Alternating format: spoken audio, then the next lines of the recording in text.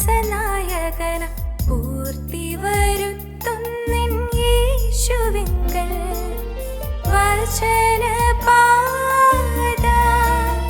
വചനപാത വചനപാത.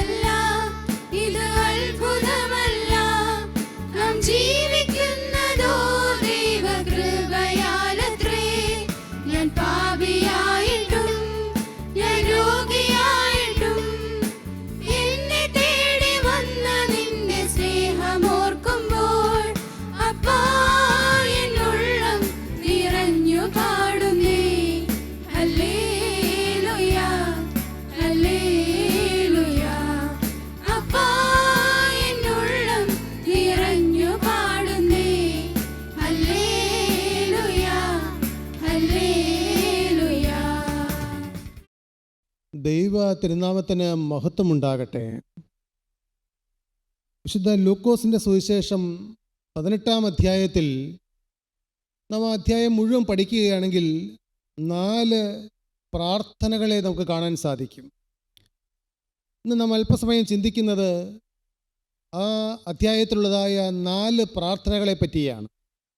എല്ലാം ചിലപ്പോൾ പഠിക്കാൻ പറ്റിയെന്ന് വരികയില്ല. എന്നാൽ പ്രാർത്ഥന അതൊരു ഹൃദയത്തെ തൊടുന്നൊരു വാക്കാണ്. പ്രാർത്ഥന ദൈവത്തിൻ്റെ പ്രാകാരങ്ങളിൽ കടന്നു ചെന്ന് അർത്ഥന, യാചന, ദൈവ പ്രാകാരങ്ങളിൽ കടന്നു നിന്ന് ദൈവത്തോട് യാചിക്കുകയാണ്. കർത്താവേ, എനിക്ക് നീ ഇന്ന കാര്യം നീ സാധിപ്പിച്ചു തരണമേ എന്ന്. പ്രാർത്ഥിക്കാത്തവരായി ഈ ഭൂമിയിൽ ഒരു മനുഷ്യനുമില്ല. എന്നാൽ പ്രാർത്ഥന നമ്മുടെ ജീവിതത്തിൽ എത്രത്തോളം ഉണ്ട് എന്ന് നാം തന്നെത്താനെ ഒന്ന് ശോധന ചെയ്യേണ്ടതാണ്. പ്രാർത്ഥിക്കുന്ന മനുഷ്യൻ ഒരിക്കലും നശിച്ചു പോകുകയില്ല. എന്നാൽ പ്രാർത്ഥനയില്ലാതെ പ്രവർത്തിക്കുകയോ ശുശ്രൂഷ ചെയ്യുകയോ ചെയ്യുന്ന മനുഷ്യൻ തളർന്നു പോകാം, ക്ഷീണിച്ചു പോകാം. മാത്രമല്ല, പ്രാർത്ഥനയില്ലെങ്കിൽ അവൻ ഒരിക്കലും ഉപേക്ഷിച്ചതായ പാപങ്ങൾ അവനെ കടന്നു പിടിച്ച് അവൻ്റെ അവസ്ഥ പിന്നത്തേതിലും ഭയാനകമായി തീരും. ലൂക്കോസിന്റെ സുവിശേഷം 18-ാം അധ്യായം 1-ാം വാക്യത്തിൽ കർത്താവ് ആദ്യത്തെ ഖണ്ഡികയിൽ ഒരു ഉപമയായിട്ടാണ് പറയുന്നത്. മടുത്തു പോകാതെ എപ്പോഴും പ്രാർത്ഥിക്കണം എന്നുള്ളതിന് അവൻ അവരോട് ഒരു ഉപമ പറഞ്ഞത്. അതിന് ലിവിങ് ബൈബിൾ വായിക്കുമ്പോൾ keep praying until the answer comes. ദൈവത്തിന് സ്തോത്രം. അൺടിൽ ദ ആൻസർ കംസ്, ഉത്തരം കിട്ടുവോളം, മറുപടി കിട്ടുവോളം നാം പ്രാർത്ഥിക്കണമെന്ന്. മനുഷ്യൻ സാധാരണ രീതിയിൽ അസഹിഷ്ണുതയുള്ളവനും കാത്തിരിക്കാൻ മടുപ്പുള്ളവനുമാണ്. പക്ഷേ മടുത്തു പോകാതെ പ്രാർത്ഥിക്കണമെന്നുള്ളതാണ് കർത്താവ് ഉപമ പറഞ്ഞത്. ദൈവസന്നിധിയിൽ നിന്ന് എനിക്ക് ഉത്തരം കിട്ടുവോളം മടുത്തു പോകാതെ. പ്രാർത്ഥന എന്ന് പറഞ്ഞാൽ ദൈവത്തിൻ്റെ സന്നിധിയിൽ ഒരു പരാതിപ്പെട്ടി തുറക്കുകയല്ല. പൂർവികരായ പുണ്യപിതാക്കന്മാർ ദൈവസന്നിധിയിൽ കടന്നു ചെല്ലുന്നത് എങ്ങനെയാണെന്ന് അവർ പാടിയിട്ടുണ്ട്. സ്തുതിബലികൾ അണച്ചേറിടുന്നേൻ കർത്തൃ പ്രാകാരെ നിർമ്മല കാഴ്ചയുമായി. പ്രിയപ്പെട്ടവരെ, കർത്തനെ മധുബഹ സ്തുതികൾ അർപ്പിച്ചുകൊണ്ട്, സ്തുതി ബലികൾ അണച്ചുകൊണ്ട് കർത്തൃപ്രാകാരങ്ങളിലേക്ക് കടന്നു ചെല്ലുന്നു. പ്രാർത്ഥനയെ ഒരു അനുഗ്രഹീതയായ ദൈവദാസി അപ്പോൾ 1 മണിക്കൂർ പ്രാർത്ഥിക്കുന്നതിനെ 60 മിനിറ്റാണല്ലോ 1 മണിക്കൂർ. അതിനെ 5 മിനിറ്റുള്ള 12 ഭാഗങ്ങളായി തിരിച്ചിട്ടുള്ളത് ഞാൻ ഒരിക്കൽ വായിക്കാനിടയായി. അതിൽ ആദ്യത്തെ 5 മിനിറ്റ് എന്ന് പറഞ്ഞാൽ ദൈവത്തെ സ്തുതിക്കുകയാണ്. അത് മനുഷ്യന് മനസ്സിലാകുന്ന കാര്യമല്ല. എന്നാൽ ഒരു ദൈവത്തിൽ അത് മനസ്സിലായേ പറ്റൂ. ദൈവത്തിന് സ്തോത്രം. അപ്പോസ്തലനായ പൗലോസ്, അപ്പോസ്തലന്മാർ എല്ലാം ചെയ്തത് ആ ഒരു കാര്യമാണ്. പവർ ഇൻ പ്രൈസ് എന്ന പുസ്തകം എഴുതിയ മെർലിൻ കറോദേസ് അദ്ദേഹവും പറഞ്ഞു, നിങ്ങൾ ദൈവസന്നിധിയിൽ ഒരു കാര്യം അപേക്ഷിക്കുമ്പോൾ നിങ്ങൾ ആദ്യം ദൈവം ചെയ്ത നന്മകളെ ഓർത്ത് ദൈവത്തെ സ്തുതിപ്പീൻ. കൗണ്ട് ദ പ്ലസ് പോയിന്റ്സ് എന്ന് നാം ധാരാളം കേട്ടിട്ടുണ്ട്. ദൈവം എനിക്ക് ചെയ്തതായ നന്മകൾ. പ്രിയപ്പെട്ടവരെ, ബലഹീനനായ ഞാൻ ഉൾപ്പെടെ ഞങ്ങൾ അനേകം ദൈവമക്കൾ എന്തുകൊണ്ടാണ് ആത്മീയ ജീവിതത്തിൽ മുന്നോട്ട് സമാധാനത്തോടെ പോകുന്നത്? ഇന്നലെയും എൻ്റെ ജീവിതത്തിൽ എൻ്റെ മകൻ്റെ ഒരു ചെറിയ കാര്യം, വളരെ നിസ്സാരമായ കാര്യമാണ്. പക്ഷെ ആ നിസ്സാരമായ കാര്യം ഞാൻ എൻ്റെ യേശുവിനോടല്ലാതെ പിന്നീട് ആരോടാണ് പറയുന്നത്? പക്ഷേ പ്രാർത്ഥിക്കാൻ തുടങ്ങുമ്പോൾ എൻ്റെ മനസ്സിലേക്ക് ഓടി വരുന്നത് ദൈവം ചെയ്ത ഇതുവരെയും നടത്തിയ വഴികൾ, ദൈവം ഉത്തരം തന്ന അനേകം പ്രാർത്ഥനാ വിഷയങ്ങൾ. അതുകൊണ്ടാണ് യെശയ്യാ പ്രവാചകൻ പറഞ്ഞത്, നിങ്ങളെ വെട്ടിയെടുത്തതായ പാറയെയും ഒഴിച്ചെടുത്തതായ ഖനിഗർഭത്തെയും ഓർക്കുകയെന്ന്. എപ്പോഴും അത് ഓർക്കണം. അത് ഓർത്താൽ ആദ്യം നമ്മുടെ ഹൃദയത്തിലേക്ക് നന്ദിയുടെയും സ്നേഹത്തിൻ്റെയും സ്തുതി ഉറന്നു വരും. ആ സ്നേഹത്തിൻ്റെയും സ്തുതിയുടെയും നന്ദിയുടെയും ബന്ധമാണ് ദൈവവുമായുള്ള ബന്ധത്തെ നമുക്ക് ശരിയാക്കി തരുന്നത്. അപ്പോൾ നാം പിന്നെ ദൈവസന്നിധിയിൽ മുഴങ്കാൽ മടക്കിയിരുന്ന് പ്രാർത്ഥിക്കാൻ തുടങ്ങും. ആ പ്രാർത്ഥനയാണ് നമ്മുടെ ജീവിതത്തിന് ശക്തി പകരുന്നത്. ഒരു കൽക്കരി ഖനി തൊഴിലാളിക്ക് 19 17 മക്കളുണ്ടായിരുന്നു. അതിൽ 6-ാമത്തെയോ 7-ാമത്തെയോ 2 ആൺമക്കളായിരുന്നു, ആൽബർട്ട് ഡ്യൂററും ആൽബ്രെക്റ്റ് ഡ്യൂററും. ഇവർ രണ്ടുപേരും പഠിക്കാൻ നല്ല സമർത്ഥരായിരുന്നു. അവർ ഈ ആൽബർട്ട് അനിയനായ ആൽബ്രെക്റ്റിനോട് പറഞ്ഞു, മോനെ നീ പോയി പഠിക്കുക, നീ പഠിച്ച് നല്ലതുപോലൊരു നിലയിലെത്തിക്കഴിയുമ്പോൾ പിന്നെ ഞാൻ പോയി പഠിച്ചുകൊള്ളാം, അതുവരെ ഞാൻ കൽക്കരി ഖനി തൊഴിലെടുത്ത് നിനക്ക് പഠിക്കാനുള്ളതായ വരുമാനം ഞാൻ തന്നുകൊള്ളാം. അവൻ പോയി പഠിച്ചു. നല്ല നിലയിലായി. അപ്പോൾ ഒരു അനുമോദന സമ്മേളനം വിളിച്ചു കൂട്ടി. അപ്പോൾ ആൽബ്രെക്റ്റ് തൻ്റെ ചേട്ടനെ സ്റ്റേജിലേക്ക് വിളിച്ചു. എന്നിട്ട് പറഞ്ഞു, ഈ ചേട്ടൻ മുഖാന്തരമാണ് എനിക്ക് പഠിക്കാനുള്ള എല്ലാ വഴികളും തുറന്നു കിട്ടിയത്. ഇനി എൻ്റെ ചേട്ടൻ പോയി സമാധാനത്തോടെ പോയി പഠിച്ച് ഉയരുന്നത് എനിക്ക് കാണണം. അപ്പോൾ ആൽബർട്ട് തൻ്റെ കൈകൾ അനിയനെ കാണിച്ചു കൊടുത്തു. ഈ കൽക്കരി ഖനിയിൽ തൊഴിലെടുത്ത് കൈയെല്ലാം പൊള്ളി, ഈ വിരലുകൾ ഇങ്ങനെ നേരെ നിൽക്കില്ല, ഇങ്ങനെ വളഞ്ഞിരിക്കുകയുള്ളൂ. മോനെ, ഇനി എന്നെ കൊണ്ട് പഠിക്കാനോ എഴുതാനോ സാധിക്കുകയില്ല. ഞാനൊരു കാര്യം ചെയ്തു കൊള്ളാം.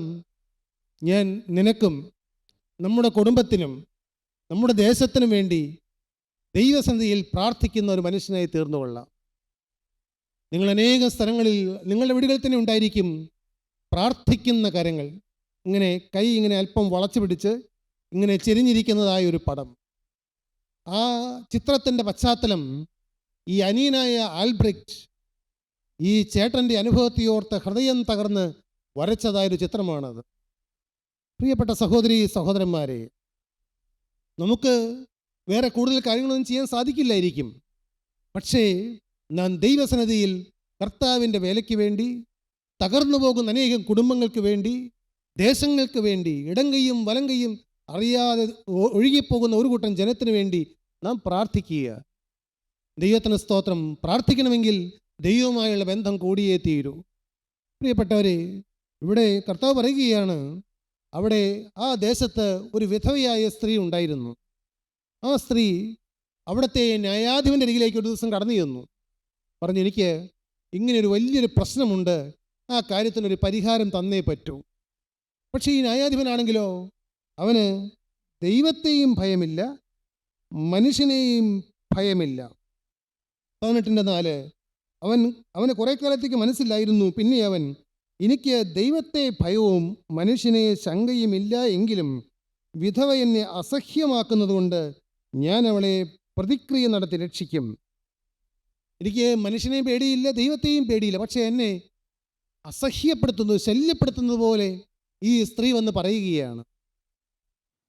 അപ്പോൾ കർത്താവ് 2 ശിഷ്യന്മാരോട് പറയുകയാണ്, ആ ദൈവത്തെ ഭയമില്ലാത്ത ന്യായാധിപൻ അങ്ങനെ ചെയ്തു എങ്കിൽ നിങ്ങൾ ഒരാവശ്യവുമായി ദൈവസന്നിധിയിലേക്ക് കടന്നു ചെല്ലുമ്പോൾ നിങ്ങൾ ദൈവത്തോട് മുട്ടിപ്പായി ചോദിച്ചുകൊണ്ടിരിക്കണം.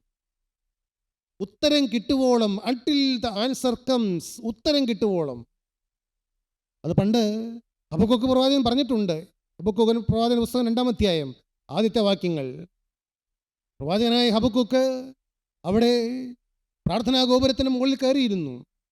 ചോദിച്ചു, കർത്താവേ, എന്തുകൊണ്ടാണ് എൻ്റെ പ്രാർത്ഥനയ്ക്ക് മറുപടി കിട്ടാത്തത്? എന്തുകൊണ്ടാണ് നീ ഉത്തരം പറയാത്തത്? അവിടെ ഇരുന്ന് കരയാൻ തുടങ്ങി. എന്നാൽ ആ കരച്ചിൽ കേട്ട ജീവനുള്ള ദൈവം പറഞ്ഞു, മകനെ, ദർശനത്തിന് ഒരവധി വച്ചിരിക്കുന്നു. മനുഷ്യന് ദേ ഇന്നാ പിടിച്ചോ എന്ന് പറഞ്ഞ് കിട്ടത്തക്ക രീതിയിലാണ് അവൻ ആഗ്രഹിക്കുന്നത്. പക്ഷെ അത് നടക്കില്ല. സ്വർഗത്തിലെ ദൈവത്തിനൊരു സമയമുണ്ട്, എല്ലാറ്റിനും ഒരു കാലമുണ്ട്. സഭാപ്രസംഗി 3, എല്ലാറ്റിനൊരു കാലമുണ്ട്. ചിരിക്കാനൊരു കാലം, കരവാനൊരു കാലം, പറിപ്പാനൊരു കാലം, നടുവാനൊരു കാലം, എല്ലാത്തിനൊരു കാലമുണ്ട്. ദൈവത്തിന് ഒരു കാലമുണ്ട്, ഒരു സമയമുണ്ട്. ദർശനത്തിന് ഒരു അവധി വച്ചിരിക്കുന്നു. അത് സമാപ്തിയിലേക്ക് ബന്ധപ്പെടുന്നു. അത് വൈകില്ല, സമയം തെറ്റുകയുമില്ല. അതിനായി തന്നെ കാത്തിരിക്കുക. ദൈവത്തിന് സ്തോത്രം. സമയം തെറ്റിയെന്ന് നിനക്ക് തോന്നാം, പക്ഷേ സമയം തെറ്റാതെ ആ കാര്യം നിൻ്റെ ജീവിതത്തിൽ നടക്കുന്നത് കണ്ട് നീ ദൈവത്തെ മഹത്വപ്പെടുത്തും. കർത്താവിൻ്റെ ശിഷ്യന്മാരോട് പറഞ്ഞു, നിങ്ങൾ മനസ്സിലാക്കൂ, ഞാൻ നിങ്ങളോട് എളിമയോടെ പറയട്ടെ, ഞാൻ നിങ്ങളോടും പറയട്ടെ, എന്നോടും പറയട്ടെ, ദൈവമോ, ദൈവം ആരാണ്? ദൈവം അണ്ടകടാഹത്തെ മെനഞ്ഞ ജീവനുള്ള ദൈവം, മനുഷ്യൻ്റെ ഉൾത്തുടിപ്പുകൾ അറിയുന്ന ദൈവം. ഞാൻ പറയാറില്ലേ, എൻ്റെ മുഖത്തിൻ്റെ ഭാവം മാറിയാൽ എൻ്റെ യേശുവിൻ്റെ ഭാവം മാറും. ദൈവത്തിന് സ്തോത്രം. കാരണം എന്താണ്? ഞാൻ അവൻ്റെ തിരുരക്തത്താൽ വീണ്ടെടുക്കപ്പെട്ടൊരു ദൈവവേദലാണ്. എനിക്ക് കുറവുകളുണ്ട്, എൻ്റെ കുറവ് കൊണ്ടായിരിക്കാം ചില കാര്യങ്ങൾ വന്നത്. പക്ഷേ ആ കാര്യം ഞാൻ തിരിച്ചറിഞ്ഞ് ദൈവസന്നിധിയിൽ പോയിരിക്കുമ്പോൾ, കർത്താവേ, എന്തുകൊണ്ടാണ് നിൻ്റെ ആ കരം എൻ്റെ നേരെ വരാത്തത്? എന്തുകൊണ്ടാണ് നീ ആ കാര്യത്തിൽ പ്രവർത്തിക്കാത്തത്? കർത്താവേ, എന്തുകൊണ്ടാണ് ശത്രു ആ കാര്യത്തിൽ മേൽ അവകാശം പറയുന്നത്? ദൈവത്തിന് സ്തോത്രം. അപ്പോൾ യെശയ്യാ പ്രവാചന പുസ്തകം 59 അധ്യായം ആദ്യ വാക്യങ്ങൾ നമ്മുടെ മനസ്സിലേക്ക് ഓടി വരും. രക്ഷിപ്പാൻ കഴിയാതെ വണ്ണം യഹോവയുടെ കൈ പുറത്തായി പോയിട്ടില്ല, കേൾക്കാൻ കഴിയാതെ വണ്ണം അവൻ്റെ ചെവി മന്ദമായിട്ടുമില്ല. എന്നാൽ നിങ്ങളുടെ അകൃത്യങ്ങൾ എത്രേ, നിങ്ങളുടെ പാപങ്ങൾ എത്രേ, നിങ്ങൾ പറയുന്നത് കേൾക്കാതെ വണ്ണം അവൻ്റെ മുഖത്തെ മറയ്ക്കുമാറാക്കിയത്. കർത്താവിന് ചെവിയിലേക്ക് എത്തുന്നില്ല, മേലാമുള്ള സ്വർഗ്ഗീയ വാതിക്കലേക്ക് എത്തുന്നില്ല. പ്രിയപ്പെട്ടവരെ, നമ്മുടെ പ്രാർത്ഥന ഈ തലയിൽ നിന്ന് ഒരിഞ്ച് പൊങ്ങുന്നില്ല, കാരണം അകൃത്യം തലമേൽ നിൽക്കുന്നു. എന്നാൽ ഒരു കാര്യത്തിന് വേണ്ടി ദൈവസന്നിധിയിൽ മുട്ടിപ്പായി പ്രാർത്ഥിക്കുന്ന ദൈവവേദൽ, ഒരു കൂട്ടായ്മയിൽ വരുന്ന ദൈവവേദൽ മനസ്സിലാക്കും, എൻ്റെ ജീവിതത്തിൽ പ്രാർത്ഥനയ്ക്ക് തടസ്സമായി ദൈവം ആരാണ്. അനേകർ ആഗ്രഹിക്കുന്നത് ഒരു ദൈവദാസനോടോ ദൈവദാസിയോടോ പറഞ്ഞ് കാര്യങ്ങൾ എളുപ്പത്തിൽ നേടിയെടുക്കാനാണ്. പ്രിയപ്പെട്ടവരെ, ഒരു ദൈവദാസനോ ഒരു ദൈവദാസിയോ അല്ല, ജീവനുള്ള ദൈവം കരമെടുത്തില്ലെങ്കിൽ മനുഷ്യർക്ക് ഒന്നും ചെയ്യാൻ കഴിയില്ല. അതാണ് കർത്താവ് പറഞ്ഞത്, ദൈവമോ രാപ്പകൽ, രാവും പകലും എൻ്റെ കട്ടളവാതിക്കൽ കടന്നുകൊണ്ട്, കർത്താവേ, ഞാൻ ഇന്നിങ്ങോട്ട് പോരുന്നതിന് മുമ്പ് എൻ്റെ ദൈവത്തിന് സ്തോത്രം, ഞാൻ അക്ഷരീയമായി ആത്മാവിൽ അനുഭവിച്ചുകൊണ്ട് പറയട്ടെ, ആ തിരുരക്തം വാർന്നൊഴുകുന്ന കാൽപാദം കെട്ടിപ്പിടിച്ചുകൊണ്ട് എനിക്കറിയാം, എൻ്റെ ഇരുതുള്ളി കണ്ണുനീര് ആ കാൽപാദത്തെ ഞാൻ വീഴ്ത്തി. എൻ്റെ യേശുവേ, ഞാൻ വിശ്വസിക്കുന്നു, ഇന്ന കാര്യം നീ കേട്ടോ എന്ന് ഞാൻ വിശ്വസിക്കുന്നു. എന്തൊരു സമാധാനത്തോടെയാണ് ഞാൻ എഴുന്നേറ്റത്. പ്രിയപ്പെട്ടവരെ, ആ കാര്യത്തിന് ഇപ്പോൾ ഞാൻ പ്രസംഗിക്കുമ്പോൾ പരിഹാരം കിട്ടിയിട്ടില്ല. എന്ന് കിട്ടുമെന്ന് എനിക്ക് അറിഞ്ഞുകൂടാ. എന്നാൽ ദൈവത്തിൻ്റെ വചനം എന്നെ പഠിപ്പിച്ചിട്ടുണ്ട്, ഞാൻ പഠിച്ചിട്ടുണ്ട്, ഞാൻ അനുഭവിച്ചിട്ടുണ്ട്. അപ്പോസ്തലനായ പൗലോസ് ഫിലിപ്പിൻ കാരാഗൃഹത്തിൽ കടന്നുകൊണ്ട് ശരീരം വിണ്ടുകീറി വരഞ്ഞു കീറി റോഡിൽ വലിച്ചഴച്ച് കാലിൽ ചങ്ങലയുമായി കിടക്കുമ്പോൾ അപ്പോസ്തലൻ ഫിലിപ്പിയരോട് പറഞ്ഞു, ഫിലിപ്പിയരെ, എൻ്റെ പ്രിയപ്പെട്ട ദൈവത്തിൻ്റെ ജനമേ, കർത്താവിന് രണ്ടാമത്തെ ഓരോരെയും ബൈബിൾ വായിക്കുന്ന ദൈവത്തിൻ്റെ പ്രിയപ്പെട്ട ജനമേ, നിങ്ങളൊരു കാര്യം അറിഞ്ഞുകൊള്ളൂ, നിങ്ങളുടെ ആവശ്യങ്ങൾ സ്തോത്രത്തോടുകൂടെ ദൈവത്തോട് അറിയിക്കത്രേ വേണ്ടത്. സ്തോത്രം ദൈവത്തോട്. എൻ്റെ പ്രിയപ്പെട്ടവരെ, നമുക്ക് ഈ കഴിഞ്ഞ കാലങ്ങളിൽ കിട്ടിയ ഏറ്റവും വലിയ ഭാഗ്യം എന്താണ്? ദൈവവുമായുള്ളൊരു ബന്ധം കിട്ടി. ദൈവത്തിന് സ്തോത്രം. വേറെ ആരോടും പറയാനില്ല, ആരോട് പറഞ്ഞിട്ടും പ്രയോജനമില്ല. എന്നാൽ പ്രയോജനമുള്ള ഒരാളുണ്ട്, കുരുക്കഴിക്കാൻ കഴിയുന്ന ഒരു യേശുവുണ്ട്, ബന്ധനമഴിക്കാൻ കഴിയുന്ന ഒരു യേശുവുണ്ട്. ആ യേശുവുമായി നമുക്കൊരു ബന്ധം കിട്ടി. നിങ്ങളുടെ ആവശ്യങ്ങൾ സ്തോത്രത്തോടുകൂടെ ദൈവത്തോട് അറിയിക്കത്രേ വേണ്ടത്. എന്നാൽ സകല ബുദ്ധിയെയും ബുദ്ധിക്ക് ഒരിക്കലും മനസ്സിലാകില്ല, സകല ബുദ്ധിയെയും കവിയുന്ന ദൈവസമാധാനം നിങ്ങളുടെ ഹൃദയങ്ങളെയും നിലവുകളെയും ക്രിസ്തുയേശുവിൽ കാക്കും. ഞാൻ അധികം വർഷമൊന്നും ആയില്ല, ഒരു 8 കൊല്ലമായി കാണും. അന്ന് ഒരു അപകടത്തിൽ ഒരു ചെറുപ്പക്കാരൻ മരണപ്പെട്ടു. ആ സമയത്ത് ആ ചെറുപ്പക്കാരൻ്റെ ഭാര്യ വളരെ സമാധാനത്തോടെ, ദുഃഖമില്ല എന്നല്ല, പക്ഷേ ഒരു മനുഷ്യനും മനസ്സിലാക്കാൻ പറ്റാത്ത അത്രയും സമാധാനത്തോടെ നിൽക്കുകയാണ്. എന്നാൽ അത് കണ്ട അവരുടെ ബന്ധുമിത്രാദികൾ ആ പെൺകുട്ടിയെ കുറ്റപ്പെടുത്തി. ഉണ്ടോ, ഭർത്താവ് മരിച്ചിട്ട് ഒന്ന് കരയുക പോലും ചെയ്യാത്ത സ്ത്രീ. പ്രിയപ്പെട്ടവരെ, അവർക്കത് മനസ്സിലാകില്ല. എന്നാൽ ഒരു ദൈവഭൈതലിൻ്റെ സമാധാനം, ക്രിസ്തുവിനുള്ളതായ കെട്ടുറപ്പ്, അത് വാക്കുകൾക്ക് അതീതമാണ്. പ്രിയപ്പെട്ടവരെ, നമുക്ക് ആ കെട്ടുറപ്പ് വേണം. 46-ാം സങ്കീർത്തനമല്ലേ, ദൈവം നമ്മുടെ സങ്കേതവും ബലവുമാകുന്നു, കഷ്ടങ്ങളിൽ അവൻ ഏറ്റവും അടുത്ത തുണയാകുന്നു. അതുകൊണ്ട് പർവ്വതങ്ങൾ മാറിപ്പോയാലും കുന്നുകൾ ഇളകി കടലിൽ വീണാലും നാം ഭയപ്പെടുകയില്ല. പ്രിയപ്പെട്ടവരെ, ഇത് പറയുന്ന ഞാനൊരു നിസ്സാര മനുഷ്യനാണ്, എങ്കിലും നാം നിസ്സാരെങ്കിലും നമ്മുടെ ദൈവം വലിയവനാണ്. കർത്താവ് ഈ ലോകത്തിൽ ജീവിക്കുന്ന ഇനി വരാനിരിക്കുന്ന തലമുറയോട് വിളിച്ചു പറയുകയാണ്, ദൈവമോ രാപ്പകൽ തന്നോട് നിലവിളിക്കുന്ന തൻ്റെ വ്രതന്മാരുടെ കാര്യത്തിൽ ദീർഘക്ഷമയുള്ളവൻ ആകയാൽ, അതാണ് ശരിയായ തർജ്ജമ. അവൻ ദീർഘക്ഷമയുള്ളവൻ ആയതുകൊണ്ട് അവരെ പ്രതിക്രിയ നടത്തി രക്ഷിക്കുകയില്ലയോ? വേഗത്തിൽ അവരെ പ്രതിക്രിയ നടത്തി രക്ഷിക്കും എന്ന് ഞാൻ നിങ്ങളോട് പറയുന്നു. വേഗത്തിൽ അവരെ പ്രതിക്രിയ നടത്തി രക്ഷിക്കുമെന്ന് ഞാൻ നിങ്ങളോട് പറയുന്നു. ദൈവം ദീർഘക്ഷമ കാണിക്കുമ്പോൾ നിങ്ങൾ തളരരുത്, മടുത്തു പോകരുത്. ദൈവത്തിന് സ്തോത്രം. ഞാൻ ആ പോയിന്റ് വിട്ട് മുന്നോട്ട് പോകട്ടെ. കർത്താവിന് സ്തോത്രം. എൻ്റെ മുമ്പിലിരിക്കുന്ന ഈ വാക്കുകളെ കേൾക്കുന്ന അനേകായിരം ജനങ്ങൾ, ബഹുഭൂരിപക്ഷം ആളുകൾ ആവശ്യക്കാരാണ്. ഈ ലോകത്തിൽ തന്നെ ഞാനും ഒരു ആവശ്യക്കാരനാണ്. എന്നാൽ നമ്മുടെ പ്രാർത്ഥനകൾ തൽക്കാലം മറുപടി കിട്ടിയില്ല എങ്കിലും മടുത്തു പോകരുത്, ക്ഷീണിച്ചു പോകരുത്, വിശ്വാസം കുറഞ്ഞു പോകരുത്. ആ കണ്ണിയുടെ അവസാനം കർത്താവ് പറഞ്ഞു, മനുഷ്യപുത്രം വരുമ്പോൾ വിശ്വാസം കണ്ടെത്തുമോ? വിശ്വാസം നഷ്ടപ്പെട്ടു പോയ തലമുറയിൽ, യേശുവിനെ വിശ്വസിക്കാത്തൊരു തലമുറയിൽ, ഈ ബൈബിൾ വിശ്വസിക്കാത്തൊരു തലമുറയിൽ നമുക്ക് സജീവ യാഥാർത്ഥ്യമായി കിട്ടിയിരിക്കുന്ന യേശുവിലുള്ള വിശ്വാസം നഷ്ടപ്പെടാതെ, മടുത്തു പോകാതെ പ്രാർത്ഥിക്കുക. ദൈവത്തിന് സ്തോത്രം. രണ്ടാമത്തെ കാര്യം, ലൂക്കോസ് സുവിശേഷം 18-ാം അധ്യായം 9-ാം വാക്യം മുതൽ 14-ാം വാക്യം വരെ. രണ്ടാമത്തെ കണ്ണിക 18:13. ചുങ്കക്കാരനോ ദൂരത്ത് നിന്നുകൊണ്ട് സ്വർഗത്തേക്ക് നോക്കുവാൻ പോലും തുനിയാതെ മാറത്തടിച്ചു, ദൈവമേ, പാപിയായ എന്നോട് കരുണയുണ്ടാകണമേ എന്ന് പറഞ്ഞു. ഈ സംഭവം നിങ്ങൾക്കെല്ലാം വളരെ സുപരിചിതമാണ്. രണ്ടുപേർ, പരീശന്റെയും ചുങ്കക്കാരൻ്റെയും പ്രാർത്ഥന. രണ്ടുപേരും പ്രാർത്ഥിക്കാനാണ് ദൈവാലയത്തിൽ പോയത്. എന്നാൽ ആ പരീശൻ നിന്നുകൊണ്ട് താൻ ചെയ്തതായ അനേകം കാര്യങ്ങൾ ഇങ്ങനെ വിളിച്ചു പറയുകയാണ്. എന്നിട്ട് അവസാനം ഒരു കാര്യം കൂടി പറഞ്ഞു, ഞാൻ ഈ ചുങ്കക്കാരനെ പോലെയുമല്ല, ഞാൻ ചെയ്ത കാര്യങ്ങൾ ദൈവമേ നിനക്കറിയാമല്ലോ എന്ന് പറഞ്ഞുകൊണ്ട് തന്നെത്താൻ ബോസ്റ്റ് ചെയ്തുകൊണ്ട് പുകഴ്ത്തിക്കൊണ്ട് അവൻ പറയുകയാണ്. എന്നാൽ ഈ ചുങ്കക്കാരനോ, അവൻ സ്വർഗത്തിലേക്ക് നോക്കുവാൻ പോലും കഴിവില്ല. നിങ്ങൾ ഓർക്കുന്നില്ലേ, പണ്ട് ഉസിയ രാജാവ് ഭരിച്ച ആണ്ടിൽ, ഉസിയ രാജാവ് ജീവിച്ചിരുന്ന കാലത്ത് യെശയ്യാ പ്രവാചകന് ഒരു ആശ്രയമുണ്ടായിരുന്നു. കാരണം ദേശം ഭരിക്കുന്നതായ രാജാവ് എനിക്ക് വളരെ വേണ്ടപ്പെട്ടയാളാണ്, എനിക്ക് ദൈവവുമായുള്ള ബന്ധമുണ്ട്, കൂടാതെ രാജകീയ അധികാരത്തിൻ്റെ ഒരു പിൻബലവുമുണ്ട്. എന്നാൽ ഉസിയ രാജാവ് മരിച്ചു കഴിഞ്ഞപ്പോൾ, ഈ ലോകത്തിലെ ആശ്രയങ്ങൾ വിട്ടുകഴിഞ്ഞപ്പോൾ, ഉസിയ രാജാവ് സ്വർഗത്തിലേക്ക് നോക്കി. പ്രിയപ്പെട്ടവരെ, ആ സമയത്താണ് യെശയ്യാ പ്രവാചകൻ കാഴ്ച കണ്ടത്. ഇതാ ചിറകുകൾ വിരിച്ചുകൊണ്ട് മാലാഖമാർ, രണ്ട് ചിറക് കൊണ്ട് മുഖം മറച്ച്, രണ്ട് ചിറക് കൊണ്ട് പറന്നു നിന്ന്, രണ്ട് ചിറക് കൊണ്ട് കാല് മറച്ച് നിന്നുകൊണ്ട് സൈന്യങ്ങളെ യഹോവ പരിശുദ്ധൻ പരിശുദ്ധൻ എന്ന് അവരാർത്തുല്ലസിച്ചുകൊണ്ടിരുന്നു. 5-ാം അധ്യായം മുഴുവൻ നിങ്ങൾക്കയ്യോ കഷ്ടം, നിങ്ങൾക്കയ്യോ കഷ്ടം എന്ന് പറഞ്ഞുകൊണ്ട് ദൈവജനത്തെ പാവബോധം കൊടുത്ത് പ്രബോധിപ്പിച്ചതായ ദൈവത്തിൻ്റെ പ്രവാചകൻ ഇപ്പോൾ പറയുകയാണ്, എനിക്കയ്യോ കഷ്ടം. എൻ്റെ പ്രിയപ്പെട്ടവരെ, നമുക്ക് എന്നും ആ ഒരു കാഴ്ചപ്പാടുണ്ടായിരിക്കണം. സ്വർഗത്തിലേക്ക് നോക്കുവാൻ നാം യോഗ്യരല്ല.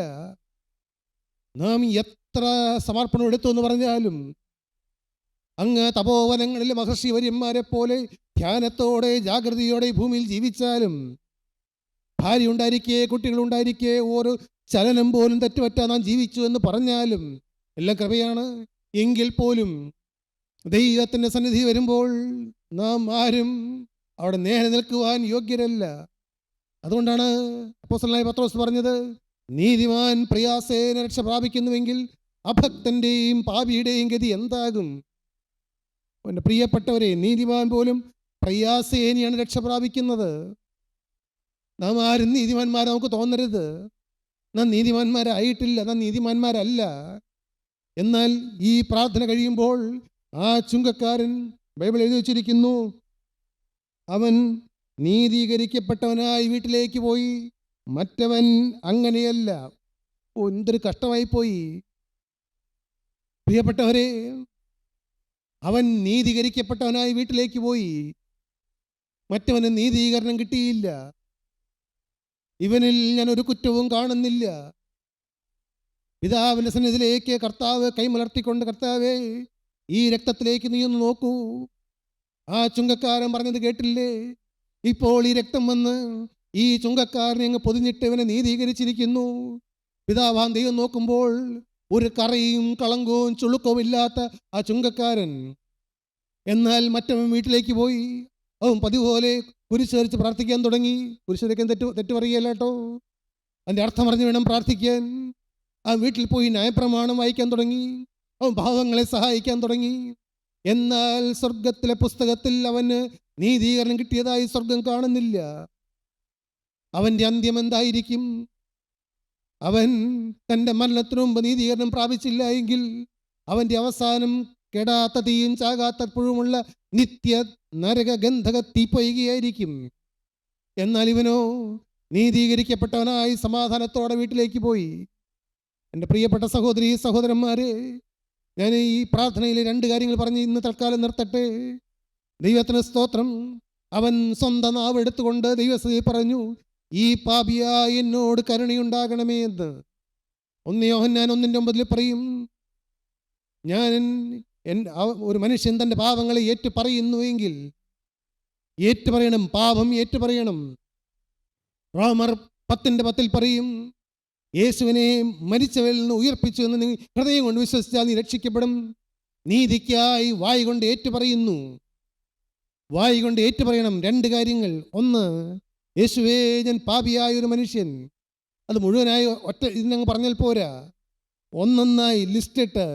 ഞാൻ പറഞ്ഞിട്ടുണ്ടല്ലോ, ഞാനൊരു ക്രിസ്ത്യാനിയെ ജനിച്ച മനുഷ്യനല്ല. എന്നാൽ മാനസാന്തരപ്പെട്ട് കഴിഞ്ഞപ്പോൾ ഒരു സ്ക്രീനിൽ കാണുന്നത് പോലെ എനിക്ക് ഓർമ്മ വന്നു. അക്കമിട്ട് എഴുതി. ഇന്ന് ഞാൻ നിങ്ങളുടെ മുമ്പിൽ നിൽക്കുമ്പോൾ യേശുക്രിസ്തു ഓർമ്മ തന്ന് എല്ലാം തിരികെ കൊടുത്തു. എല്ലാം ഏറ്റുപറഞ്ഞു, ദൈവസഭയിൽ ഏറ്റുപറഞ്ഞു, മനുഷ്യരുടെ ഏറ്റുപറഞ്ഞു. പ്രിയപ്പെട്ടവരെ, ക്ഷമിക്കണമെന്ന് പറഞ്ഞു. മാത്രമല്ല, എൻ്റെ 22ാമത്തെ വയസ്സിൽ യേശുവിനെ, എനിക്ക് വേണ്ടാത്ത യേശുവിനെ, ബൈബിൾ വായിക്കാത്ത യേശു ആരെന്നറിയാൻ പാടില്ലാത്ത ഈ സ്വർഗീയ രാജകുമാരനെ, എൻ്റെ പ്രിയപ്പെട്ട യേശുവിനെ, അപ്പാ എന്ന് ഞാൻ വിളിക്കുന്ന യേശുവിനെ ഞാൻ എൻ്റെ ഹൃദയത്തിലേക്ക് എൻ്റെ രക്ഷിതാവും കർത്താവുമായി സ്വീകരിച്ചു. ഇന്ന് ഞാൻ സമാധാനത്തോടെ നിൽക്കുകയാണ്. നമ്മുടെ കണ്ണുകൾ നമുക്ക് അടയ്ക്കാം, നമ്മുടെ തലകൾ നമുക്ക് വണക്കാം. ഇന്ന് ഈ സമയത്തും നിങ്ങളെ നീതീകരിക്കുന്ന കുഞ്ഞാടൻ തിരുരക്തം ഇങ്ങനെ ഓളം വെട്ടിക്കൊണ്ടിരിക്കുകയാണ്. ഗോകുൽത്തായിൽ ചിന്തിയ തിരുരക്തം ഒഴുകി 21 നൂറ്റാണ്ടുകളിലൂടെ സംസാരിച്ച്, നിബിയന്മാരിലൂടെയും സ്ലീഹന്മാരും സംസാരിച്ച്, ഇന്ന് പാവപ്പെട്ട ഉപദേശികളായ നിസ്സാരരായ സുവിശേഷകരുടെ നാവിലൂടെ സംസാരിച്ച്, മനുഷ്യൻ്റെ നാവിലൂടെയല്ല, അത് സ്വർഗത്തിൻ്റെ വചനമാണ്. യേശുക്രിസ്തുവിൻ്റെ രക്തം സകലമാവുമ്പോൾ നമ്മെ ശുദ്ധീകരിക്കുന്നു. യേശുവേ, ഞാനൊരു പാപിയായ മനുഷ്യൻ, ഇപ്പോൾ എൻ്റെ പാപങ്ങളെ കഴുകണമേ. നിങ്ങൾ പ്രാർത്ഥിച്ചാൽ നിങ്ങൾ നീതീകരിക്കപ്പെടും. നിങ്ങളുടെ പേര് ജീവൻ്റെ പുസ്തകത്തിൽ എഴുതി ചേർക്കും. നിങ്ങളുടെ ബന്ധനം കഴിഞ്ഞാൽ നിങ്ങളുടെ പ്രാർത്ഥനകൾക്ക് മറുപടി കർത്താവ് തരും. യേശു നിങ്ങളെ അനുഗ്രഹിക്കും. പ്രാർത്ഥിക്കാം. സ്നേഹം നിറഞ്ഞ ദൈവമേ, കരുണയുള്ള കർത്താവേ, ഈ നല്ല ദിവസത്തിനായി നിങ്ങൾ നിന്നെ സ്തുതിക്കുന്നു. ഞങ്ങൾ നിന്നെ മഹത്വപ്പെടുത്തുന്നു. കർത്താവേ, എന്നും ആ എളിമയുള്ള ആ ചുങ്കക്കാരൻ്റെ പോലത്തെ ഹൃദയം ഞങ്ങൾക്ക് ദാനമായി തരണമേ. കർത്താവേ, ഞങ്ങൾ പ്രാർത്ഥനാ മനുഷ്യരായി മുഴങ്കാൽ നിന്നുകൊണ്ട് എനിക്കും എൻ്റെ കുടുംബത്തിനും ദേശത്തിനും വേണ്ടി പ്രാർത്ഥിക്കുന്ന മനുഷ്യരാക്കി ഞങ്ങൾ തീർക്കണമേ. കർത്താവേ, ഇപ്പോൾ തൃക്കരങ്ങൾ തലമേൽ വെക്കണമേ, അനുഗ്രഹിക്കണമേ. യേശുവിൻ നാമത്തിൽ അടിയങ്ങളെ പ്രാർത്ഥന കേൾക്കുമാറാകണമേ. ആമേൻ.